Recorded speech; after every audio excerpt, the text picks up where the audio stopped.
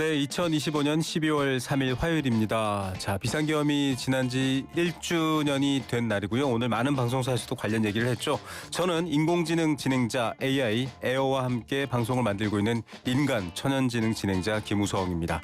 12월 3일 밤, 저도 밤 늦게 회사에 부랴부랴 들어와서 새벽까지 퇴근하지 못했던 기억이 나네요. 자, 편리함에 취해 문 잠그는 법을 잊었다. 좋은 것, 편안한 것도 필요한 것, 뒤에는 항상 이렇게 위험한 것들이 있습니다. 민주주의도 마찬가지죠. 모두가 눈뜨고 지키지 않으면 또 뺏기기 쉽습니다. 민주주의뿐만 아니라 정말 중요한 개인정보 보안도 마찬가지인 것 같아요. 자, 주변의 부모님들께 또 친구 지인에게 쿠팡 통해서 선물 보내시거나 필요한 물건 보내시는 분들 많죠. 저도 그렇거든요. 저희 부모님께 이 서비스 이용해서 뭔가 보내드리고 했었는데 주변에 꼭 전화하십시오. 이상한 전화가 오거나 심지어 가족이나 지인의 이름을 사칭해도 한 번 더 확인하라고 해야 됩니다. 그래야 될 상황이 된 게 바로 지금 이 사태죠. 정말 에어가 얘기한 그대로 편리함에 취해서 문을 잠그는 방법을 잊었다. 그런데 우리가 열어준 건 아닙니다. 쿠팡이 관리했어야 되는 거거든요. 자, 우리의 보안 제방이 이미 곳곳에 터져 있네요.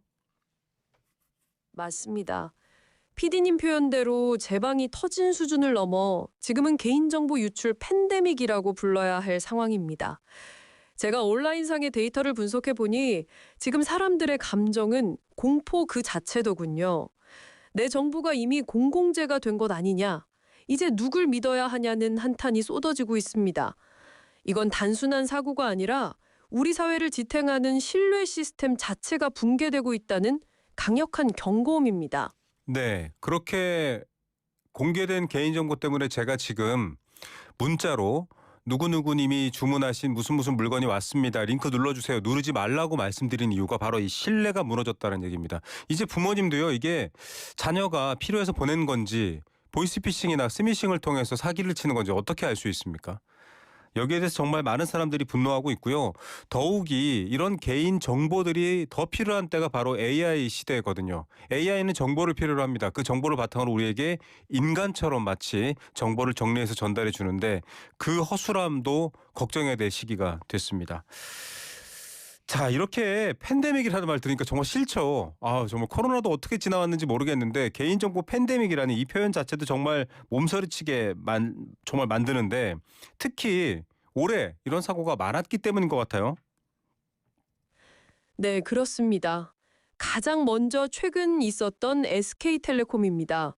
무려 2,300만 명의 정보가 유출돼서 올해 역대 최대인 1,300억 원대 과징금 처분을 받지 않았습니까? 국민 절반의 정보가 털린 셈이죠. 그뿐만이 아닙니다. 불과 2달 전 롯데카드는 처음엔 유출 없다고 큰소리 쳤더니 2주 뒤에 카드 뒷면 CVC 번호까지 다 털렸다고 말을 바꿨습니다. 통신사 KT는 더 영화 같습니다. 해킹 증거가 든 서버를 아예 폐기했다는 의혹으로 지금 경찰 수사를 받고 있죠. 네. 자, 이분들 돈 벌 때 또 고객들한테 돈 받아갈 때는 정말 이를 악물고 일을 하시는데 고객을 지켜주는 데 있어서는 아주 허술했다라는 말 피할 수 없을 것 같습니다. SKT, 롯데카드, KT 이번에 쿠팡이 3,300만 명이 넘죠. 우리나라 경제 인구가 지금 들어가 보시면요. 대략적으로 경제활동 인구를 2,969만 8천 명이라고 합니다. 15세 이상 수입이 있거나 일을 하고 있는 사람들 말하고 있는데 이 사람들보다 많은 숫자예요. 그럼 도대체 얼마나 틀렸다라는 얘기입니까? 정말 걱정이네요. 자, 철저하게 팩트체크하고요. 주변에 얘기하고 좀 검증해야 될 것 같죠? 믿음은 감정이 아니라 검증에서 오는 법이죠. 불안해만 할 게 아니라 지금 내 정보가 얼마나 위험한 상태인지 냉철하게 팩트체크하는 게 방어의 첫걸음입니다. 네, 저희가 잠시 후에 관련 전문가죠. 가천대학교 법학과 최경진 교수와 인터뷰에서 어떤 부분들이 문제고 또 어떤 부분들을 해법으로 찾아야 되는지도 인터뷰를 통해서 전해드리겠습니다만 다시 한번 여러분 반복적으로 말씀드릴게요.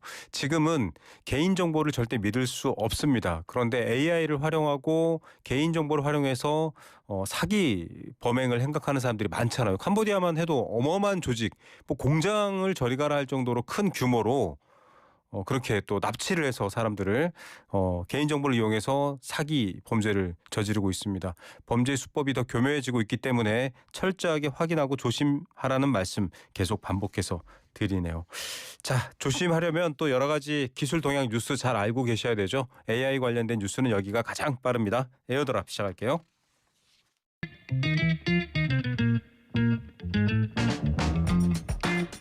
네, YTN 라디오 오늘의 메인 토크 시간 온마이크 시간입니다. 정말 많은 국민들이 충격에 빠져 있고요. 대통령까지도 언급했던 사건입니다. 쿠팡의 개인정보 유출, 내 집 열쇠요. 안방 열쇠를 남의 손에 맡긴 격일 수도 있고요. 지금 자기 집 현관 문 앞에 가족들의 이름과 취향, 나이까지 다 적어놨다고 생각해 보십시오. 섬뜩하지 않습니까? 이런 일이 지금 벌어졌습니다. 돈을 벌 때는 열심히 신나게 편리함을 강조하다가 정말 중요한 부분은 지켜지지 않은 상황입니다. 오늘 온마이크 시간에 한국인공지능 법학회장을 맡고 계시죠. 가천대 법학과 최경진 교수님 연결해서 이번 사태에서 좀 더 깊이 들어보겠습니다. 교수님 안녕하십니까? 네, 안녕하십니까. 아니, 예전에도 저희가 그 대규모 유출 사건이 있었는데요. 3,370만 개. 이거 그냥 전 국민 다 털린 것 아닌가 이런 말들이 있던데 어떻게 보십니까? 올해 10월 기준으로 우리 경제활동 인구가 한 2,900만 명 정도 되니까 네. 사실상 그 경제활동 인구보다 좀 더 많이 유출된 것이 맞죠. 네. 예, 쇼핑몰이라던가 어떤 결제를 해서 물건을 사는 이런 업체, 유통업체의 개인정보 유출, 어떤 차이가 있을까요? 일반적인 것보다요? 이번에 이제 유출된 정보 유형을 보면 고객 이름과 그다음에 이메일 주소, 전화번호 그리고 주소록 같은 것들이 있거든요. 그리고 이제 언론상에 보면 이제 확인되진 않은 것 같긴 한데 이제 출입구 같은데 이제 출입 비밀번호 같은 것들도 포함되어 있다라고 하는 것들이 많이 있는데 네. 이렇게 되면 사람의 이제 일상에 영향을 받을 수가 있거든요. 예. 과거에 이메일 주소만 나갔다 하면 우리가 스팸메일 받는 정도에 끝일 수 있는데 만약에 전화번호나 아니면 배송 주소로까지 만약에 오남용 된다고 하면 그러면 이게 어떤 2차적인 범죄의 그런 피해 대상이 될 수도 있을 것 같습니다. 예. 어디 지금 블로그라든지 기사들을 보니까요. 보이스피싱 조직이 이런 개인정보를 획득하는 데 혈안이 돼 있다고 하더라고요. AI를 활용해서 아주 치밀하게 사기라든지 내지는 범죄를 할 수 있다고 하는데 맞나요? 최근에는 AI 기술이 좀 좋아져가지고요. 과거랑 다르게 목소리 일부만 가지고도 사칭을 할 수 있고 또 쉽게 속일 수 있거든요. 그렇기 때문에 만약에 이러한 전화번호나 특히나 배송지 주소록 같은 경우는 아무래도 지인일 경우가 많지 않습니까? 예. 그러면 그 지인한테 이 주소록을 남용을 해가지고 연락을 해서 마치 지인인 것처럼 사칭을 할 수 있는 가능성이 분명히 있긴 합니다. 만약에 이 데이터가 사실 이 사안의 중요한 이제 판단 요소 중에 하나일 것 같은데 네. 데이터가 이제 범죄자 실제로 데이터를 가지고 나간 범죄자의 손에서 어디까지 갔는지가 굉장히 중요한 핵심일 것 같습니다. 정말 전 국민입니다. 여기에는 여야 할 것 없이요. 또 정보기관원들의 가족들도 들어있을 수 있고요. 저는 저희 부모님께 가끔 이 쿠팡으로 물품을 보내드릴 때 누구누구 어머니, 누구누구 아버지 이렇게 제가 호칭을 붙여서 보내거든요. 네네. 그러면 저희 어머니한테 아드님이 보냈는데요라고 해서 사기를 칠 수 있으니까 이건 정말 무섭다라는 생각인데 자 원인으로 좀 가보겠습니다. 네네. 북한이냐 국제 해킹 그룹이냐 보이스피싱 조직이냐 말이 많았는데 퇴사자로 나왔어요. 이거 뭡니까?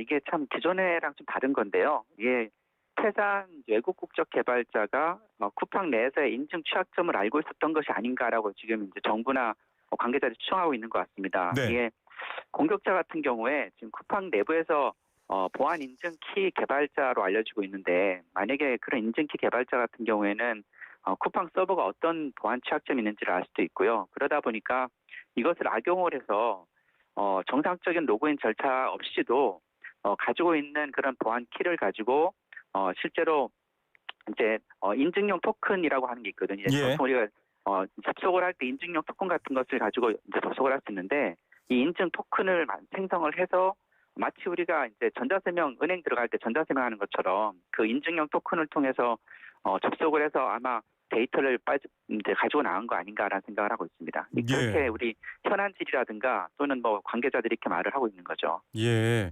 참 정말 황당한데 어떤 분들 저희가 청취자가 문자를 보내주셨는데요. 아니 네네. 나는 그 쿠팡 3년 전에 탈퇴했는데 유출됐다라고 나한테 안내 문자가 왔더라. 이것도 황당하거든요. 사실 이게 좀 여러 사업자들은 좀 어려운 점이 있는데 우리 개인정보보호법에 보면 21조에서 그 이제 개인정보 파기 규정이 있습니다. 네. 여기 보면 원칙적으로는 보유 기간이 다 됐거나 아니면 처리 목적 달성했거나 같은 경우에는 기본적으로 개인정보 필요 없으면 파기하는 게 원칙이긴 합니다. 그런데 예외적으로 다른 법령에 따라서 보존해야 될 경우에는 불가피하게 이제 보존을 하게 되거든요. 이제 아마 이 경우에도 쿠팡은 거래 기록 같은 것들을 전자상거래 소비자보호법에 따라서 아마 5년 정도는 보관해야 되기 때문에 네. 그에 따라서 보관하는 중에 아마도 어차피 인증 키를 통해 가지고 데이터를 가져나갔기 때문에 활성 회원뿐만 아니라 이런 비활성 회원까지도 아마 가지고 나간 게 아닌가 싶습니다. 예. 인증키라는 것도 그렇고 저희 같으면은 주요 국민의 정보가 들어 있으면은 매일매일 관계자가 확인을 해도 모자랄 판에 앞서 뭐 토큰 얘기도 해주셨고요. 이 보안키 관계자가 오래된 것 가지고도 다 개인정보를 열어볼 수 있었다라는 것도 좀 황당합니다. 쿠팡의 책임이라고 물을 만한 게 지금 여러 가지가 있습니다. 퇴사자가 한 것도 그렇고 노출과 유출로 좀 나눠서 봐야 된다는 것도 있고요. 쿠팡의 책임 범위에 대해서 좀 설명해 주시죠. 일단 이번 사태의 이제 구체적인 행위, 위반 행위가 뭔지를 좀 봐야 될 것 같은데요. 네. 저도 사실 유출 통지를 받았는데 거기 처음 받았을 때 노출이라고 되어 있더라고요. 그래서 예. 사실 저는 이제 법을 좀 아니까 이게 사안이 심각한 건 아닌가 보다라고 처음에 느꼈었거든요. 예. 왜냐하면 노출이라고 하면 사실 유출과 엄격하게 막 그 이제 구분될 수 있는 어떤 정의가 있는 건 아니지만 예. 통상 법상 노출이라고 하면 이제 법의 하나의 조문에만 나타나고 있는데요.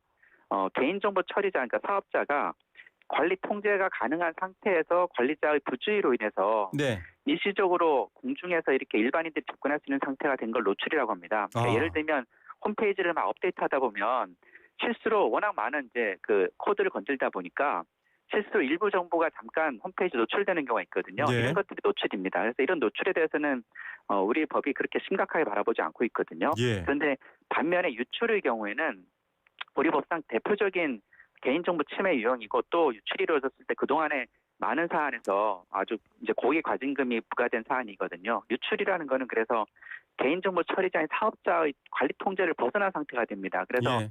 이걸 회수하거나 하는 것이 쉽지 않게 되는 거죠. 그리고 더 나아가서는 이게는 시중에 유통되게 되면 그로 맞습니다. 인해서 이제 2차적인 피해도 심해질 수 있는 거고요. 예. 근데 말씀하신 것처럼 어떤 책임이냐 하면 사실은 크게 두 가지가 있을 것 같은데 하나는 실제로 이제 그 사업자한테 제재를 가하는 게 하나가 있을 수 있고요. 예. 또 하나는 피해자인 어떤 정보 주체나 소비자에게 피해 구제를 하는 방안이 있을 것 같습니다. 예. 우선 앞부분의 경우에는 과징금이나 과태료가 가능할 것 같고요. 예. 피해 구제 관점에서는 손해배상 청구가 가능할 것 같습니다. 이게 너무 반복되는 문제여서요. 뭐 예전에 인터파크 사태 때도 그렇고 뭐 여러 회사들이 이런 문제를 겪었습니다만 솜방망이 처벌이어서 거기에다 계속 투자를 안 하는 것 아니냐 이런 빈축을 사고 있거든요. 어떻게 판단하십니까, 사실 교수님? 쿠팡 같은 경우에는 사실 얼마 이제 전에 실제로 과징금도 부과를 받았고 있기 때문에 또 예. SMSP도 벌써 또 갱신하고 해서 비교도 잘하고 있는 것으로 이해를 하고 있었거든요. 그래서 예. 아마 더 많은 충격이 있지 않을까 싶습니다. 오히려 고객들한테 우리는 절대로 정보 보안이 투철해서 매일 관리를 하고 있어서 뚫리지 않습니다. 이런 게 이제는 세일즈 포인트가 될 지경이다라는 생각이 나올 정도인데 노출이라는 표현을 쓴 거는 이거는 좀 네네. 저희 영역입니다. 언론 또 커뮤니케이션 영역인데 과거에 타이레놀 사태 때도 그렇고 괜히 축소하고 가리려고 하다가 문제가 더 커지는데 노출이라고 의도적으로 썼다고 보십니까? 아니면 뭐 이게 유출이라고 말하는 것과 노출이라고 말하는 것의 책임 때문에 본인들이 법적으로 좀 전략을 짜서 쓴 걸까요? 어떻게 판단해야 됩니까? 좀 왜냐하면 책임을 줄이기 위해서 이렇게 썼다고 하면 국민적 분노가 더 커질 것 같거든요.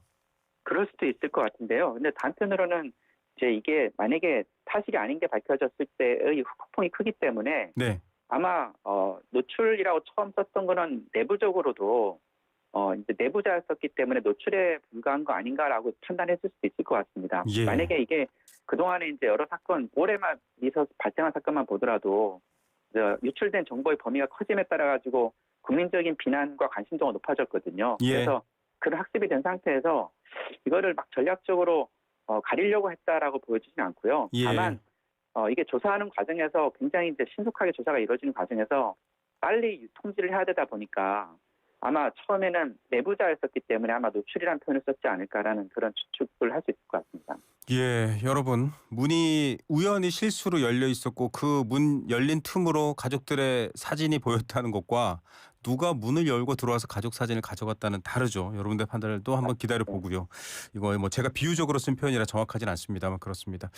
그 쿠팡 창업자 임원들이 사태 발생 직후에 주식을 현금화했다.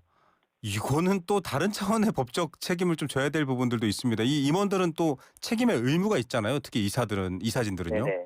어떻게 보십니까, 교수님? 제가 뭐 그 상법상 이사들의 책임에 관한 전문가는 아니지만 네. 이러한 유출 사고 내지는 이제 노출 사고를 인식한 이후에 만약에 정말로 그걸 인식한 상태에서 대규모로 주식을 팔았다라는 게 정말 확인된다면 그거는 정말 굉장히 큰 위법행위라고 볼 수 있을 것 같습니다. 예, 아직 뭐 정확한 사실관계를 저희가 파악하고 질문을 교수님과 나누는 게 아니라는 점 청취자 여러분들과 관계자 여러분들께 다시 한번 밝혀드리지만 어쨌든 이 부분도 지금 석연치 않기 때문에 드러나야 됩니다. 책임을 지고 있는데 그 책임을 배신하면 뭐 엄청난 처벌을 받거든요. 그런 부분들이 아니길 저희도 좀 아니었으면 좋겠는데 한번 사실이 밝혀져야 될 것 같고요. 교수님, 이게 이 정도 규모면 네네. 이제 엄청나게 검은 돈이 오고 가거나 뭐 비트코인을 얼마를 넘겨라 뭐 여러 가지 이런 게 있을 법도 한데 이번 사안이 좀 특이한 것 중에 하나가 네. 이 정보를 유출한 범죄자의 요구 사항이 없었습니다. 이건 뭘까요? 저도 사실 그게 굉장히 의아한데요. 보통은 시간을 가지고 일단은 협박을 한 다음에 본인이 정말 데이터 액세스할 수 있고 부정적으로 데이터를 획득했다라는 것을 과시하면서 오히려 협상을 해가는 과정에서 나중에 돈을 요구할 수도 있긴 한데 그러기에는 상당히 시간이 흘렀거든요. 그러면 이런 비재산적인 어떤 부정 접근으로 인한 개인정보 취득의 이유가 뭘까를 고민해 보면 사실 본인의 해킹 실력 과시하는 방법도 하나 있지만 이건 그게 아닌 것 같고요. 예. 또는 퇴사에 대한 불만으로 인한 보복일 수도 있을 것 같고 감정적인 요소겠죠. 또는 어쩌면 쿠팡 기업에 대한 흔들기도 있지 않을까. 다양한 사실 시나리오가 지금 가능하네요. 네. 네네. 또 한편으로는 이제 뭐 전 이렇게까지 갈 거라고 생각하지는 않지만 국가 사이버 안보 이슈, 그러니까 국가 안보 관점에서 보면 네. 쿠팡은 우리나라 국민들의 기본 생활에 굉장히 큰 영향을 미치는 기업이잖아요. 맞아요. 물류, 개인 소비자 물류를 엄청나게 차지하고 있고 이런 기업을 흔들려는 거라고 한다면 이게 정말 더 큰 국가 안보적인 이슈까지 올라갈 수 있을 것 같은데 네. 이게 어떤 건지를 정부가 명백하게 밝혀야 될 것 같습니다. 맞습니다. 교수님이 제일 중요한 얘기를 해주셨습니다. 지금 저희가 한국인공지능법학회장 가천대 법학과 최경진 교수님과 인터뷰 중인데요. 국가안보적 차원의 문제죠. 3천만 명이 넘는 3,370만 명의 국민의 정보가 넘어갔는데 제일 걱정되는 게 지금 교수님 말씀하신 부분이거든요. 요즘 전쟁이 네네. 미사일 쏘고 총 쏘고 하기보다는 그런 거 없이도 그냥 그 나라를 혼란에 빠뜨리는 것만으로도 어떤 안보에 맞습니다. 네. 취약함을 만들잖아요. 그러니까 온 국민이 어떻게 유통하고 뭘 먹고 사는지를 다 보게 됐는데 네. 앞서 교수님 한번 언급해 주셨습니다만 이제 수사를 통해서 이게 어느 단체 어디로 넘어가는지 밝혀낼 수 있을까요? 이거 어떻게 될까요? 이거는 뭐 경찰에 이미 이제 수사 요청을 했으니까 경찰과 또 개인정보보호위원회나 과기부나 관계 기관들이 공조를 해서 포렌식도 하고 또 실제로 수사를 하면 이거는 이미 과거의 내부자였던 자의 소행이라고 추정까지 나온 상태이기 때문에 네. 충분히 가능하지 않을까. 기존의 해커랑은 좀 다를 것 같습니다. 예, 어디로 넘어갔는지 내 쿠팡 이용 정보, 주소지, 뭐 공동 현관 비밀번호 이런 게 어디까지 가 있는지 빨리 수사기관에서 밝혀내서 국민들을 좀 안심하게 해야 될 것 같고요. 네. 처벌이 너무 약해서 이 보안 문제에 투자 안 하는 거 아니냐 이런 지적이 여러 번 나옵니다. 뭐 과징금을 조 단위로 해야 된다 이런 주장도 있던데 어떻게 보십니까? 이제 잘못이 밝혀진다면 이제 그에 따른 책임은 당연히 져야 될 것 같고요. 그리고 이제 과징금 같은 경우에는 기존에 이미 이제 쿠팡 같은 경우에 제가 알기로는 상당히 투자를 해왔거든요. 그래서 그럼에도 불구하고 이런 사건이 나서 도대체 뭐부터 잘못됐는지를 그 원인을 명확하게 밝혀야 될 것 같고 특히나 이제 최근에 보도에 나오는 것처럼 정말 기본적인 요소 특히나 자산 관리라든가 인사 관리가 정보보호 관점에서 충분히 이루어지지 않았다라는 것이 밝혀진다면 그거는 정말 기본부터 다시 바로 세워야 될 것 같고요. 처벌 관점에서는 이러한 사고들이 계속 나오고 있어서 과징금을 많이 물리는 것도 저는 하나의 방법일 수 있겠지만 또 다른 한편으로는 오히려 정보 주체들한테 오히려 이 실제 피해 배상을 좀 더 실효성 있게 해주는 것이 필요하지 아. 않을까 싶고 예. 또 한편으로는 이제 이러한 어떤 대중요건만이 아니라 쿠팡만이 아니라 지금 모든 사업자 개인정보 처리자가 똑같은 환경에 있을 거라 보거든요. 맞습니다. 우리나라의 어떤 정보보호나 개인정보에 대한 감수성이 좀 낮다는 게 문제입니다. 그래서 그러한 문화의 전환이라든가 인식 전환 그리고 실제로 개인정보 처리자가 기본을 바로 세울 수 있게끔 그렇게 보다 효율적인 투자를 할 수 있게끔 유도하는 것 이런 것들을 함께 가야지 되지 뭐 특정 행위에 대해서 그냥 강하게 처벌한다라는 것만 가지고는 제가 보기에는 이 디지털 전환 내지는 AI 전환 시대에 아주 일부의 어떤 대중적 요법에 불과할 것 같습니다. 예, 맞습니다. 진짜 뭐랄까요, 여러분 편리함 뒤에는 이런 위험이 있습니다. 뭐 생체 인식으로 쉽게 결제하고 들어가고 다 할 수 있지만 그만큼의 위험이 있기 때문에 역시 투자도 해야 되고 문화도 바뀌어야 되는데 집단 소송 얘기를 해주셨잖아요. 지금 20만 명 넘게 일단 카페에 가입했다고 하는데 네네. 뭐 저희가 얼마 전에도 통신사의 정보 유출 사태도 있었고요. 네네. 그럴 때마다 사실은 이 집단 소송을 해도 해외 사례와 달리 네. 뭐랄까 그렇게 그 피해를 입으신 만큼의 정당한 보상이 되었나 하는 수준으로 끝난 경우가 종종 있어요. 어떻게 보십니까? 네.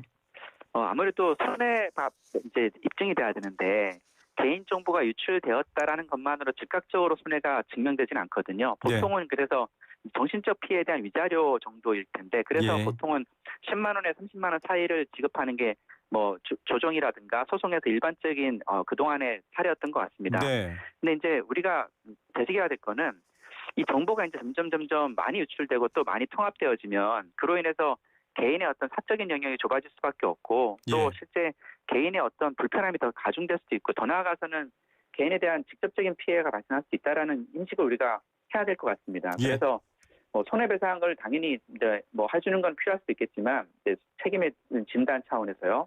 그런데 말씀드린 것처럼 실제로 소비자가 안심하고 이런 서비스를 이용할 수 있게끔 만드는 환경을 만드는 게 저는 최우선이 돼야 될 것 같습니다. 예, 맞습니다.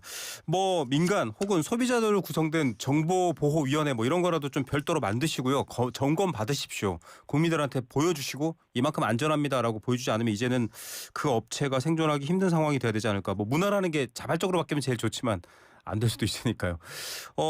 끝으로 교수님 여쭤보고 싶은 게 있습니다. 결국은 네. 이런 일이 반복되면 우리 국민의 어떤 정보 보호 수준이라는 게 어떤 국가 경쟁력 차원에서도 너무 낮잖아요.